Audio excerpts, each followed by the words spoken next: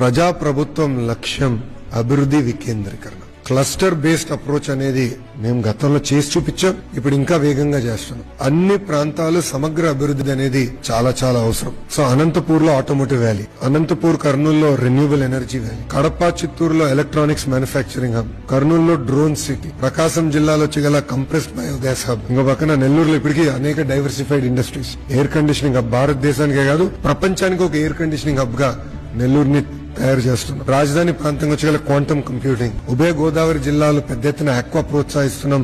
Refineries కూడా వస్తున్నాయి, port lead economy వస్తుంది. ఉత్తరాంధ్రకు వచ్చేగల pharma, medical devices manufacturing, GCC, data city, ఇవన్నీ కూడా స్టీల్ సిటీ, ఇవన్నీ కూడా రూపొందిస్తున్నాం. ఇక్కడ కేవలం ఒక కంపెనీ తీసుకొస్తాం మా లక్ష్యం కాదు, మొత్తం ఎకో సిస్టమ్ తీసుకొస్తాం. 1 గిగావాట్ డన్, వాళ్ళొక గిగావాట్ అయింది, సిఫీ ఒక 500 మెగావాట్ అయింది, ఇంకొక 4.5 గిగావాట్ చేయాలి. మా టార్గెట్ 6 గిగావాట్ చేసి చూపిస్తాం, సాధిస్తాం.